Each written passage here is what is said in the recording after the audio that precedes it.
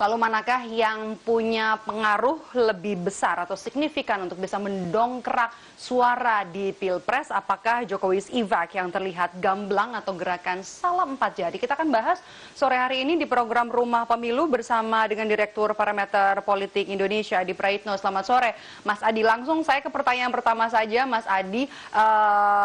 Salam empat jari ini Anda melihatnya betul gerakan dari publik atau sebenarnya ini jadi salah satu strategi paslon untuk bisa mendongkrak suara di Pilpres nanti?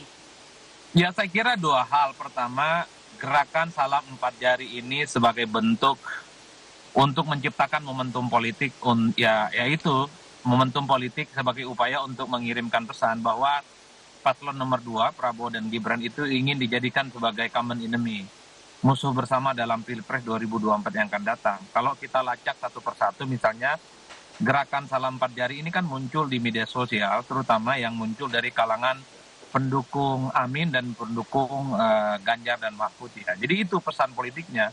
Yang kedua, kalau kita menghitung rata-rata, gerakan salam empat jari ini kan semacam memberikan pesan politik juga bahwa kalau Pilpres terjadi 2 putaran, maka nomor 1 dan nomor 3 sangat mungkin akan terjalin komunikasi dan bahkan koalisi untuk menghadapi paslon nomor 2. Itu dengan asumsi Pilpres terjadi 2 putaran. Tapi kalau Pilpres 1 putaran, maka gerakan salam empat jari ini wassalam, tidak akan menemukan relevansinya.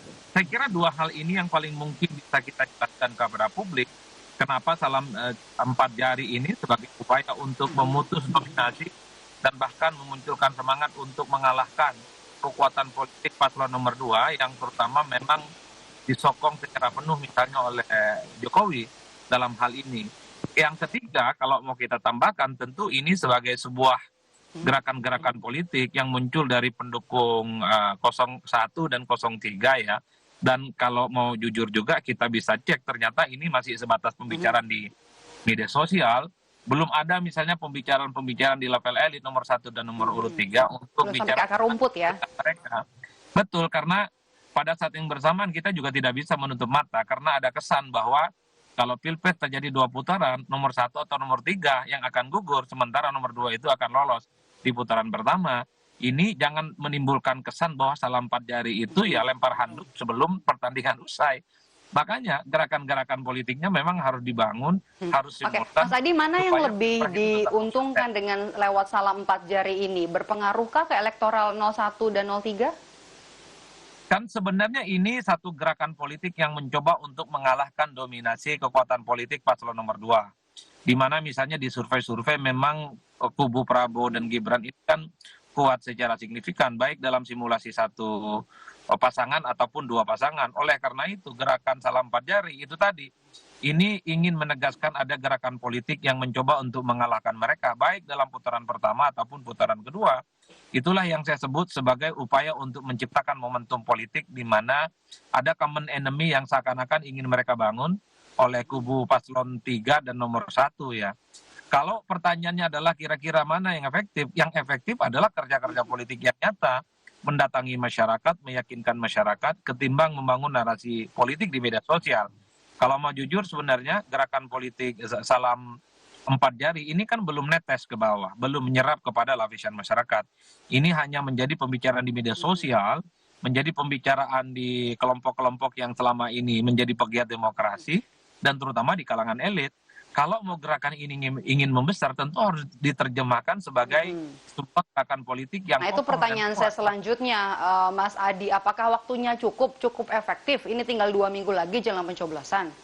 Kalau pendukung nomor 1 dan nomor 3 ini kompak untuk mensosialisasikan gerakan politik asal bukan nomor 2, gerakan politik salam empat jari saya kira efektif. Cuman kan pertanyaannya adalah apakah sesolid yang kita bayangkan gerakan empat jari itu? Sejauh ini belum ada gerakan-gerakan yang signifikan yang tampak di permukaan, gerakan-gerakan di permukaan gitu ya, yang kemudian ada agresivitas di mana untuk mempromosikan gerakan empat jari itu. Seperti misalnya tagar dulu yang sempat digaungkan misalnya 2009 ganti presiden, kalau itu nyata gerakan politiknya, kampanye di berbagai tempat misalnya dimunculkan 2019 ganti presiden dengan tagar-tagarnya yang cukup kuat. Gerakan salam empat jari per hari ini belum ada gerakan-gerakan politik di lapangan yang nyata belum ada billboard, belum ada baliho, belum ada kaos, dan belum ada imbauan-imbauan yang secara implementatif sebenarnya bisa diukur bahwa gerakan ini diterjemahkan pada level grassroots dan diterjemahkan kepada para pemilih. Ini hanya sebatas gerakan di media sosial yang mencoba untuk memberikan tandingan narasi atas dominasi kekuatan politik kubunya Prabowo dan Gibran. Oke. Oke, Mas Adi, satu pertanyaan terakhir. Tadi kan Anda menyinggung soal kerja politik ya, itu yang paling berdampak sebenarnya untuk para pemilih. Kalau kita lihat endorsement dari Jokowi's Effect versus dengan salam 4 jari, mana yang lebih kuat menurut Anda? Singkat saja Mas Adi. Sejauh ini memang Jokowi Efek makin cukup dominan, oleh karena itu pertemuan-pertemuan yang ditunjukkan oleh Jokowi dengan Prabowo Subianto di berbagai tempat, bahkan terakhir pertemuan makan bakso bersama itu efektif sebenarnya untuk menerjemahkan bagaimana pihak-pihak yang selama ini puas dengan kinerja Jokowi, tapi belum menentukan pilihan politiknya, itu diharapkan memberikan dukungan politiknya kepada Prabowo dan Gibran. Dan pada saat yang bersamaan, gerakan politik salam 4 jari ini kan belum nyerap ke bawah, belum tercium oleh lapisan masyarakat secara umum.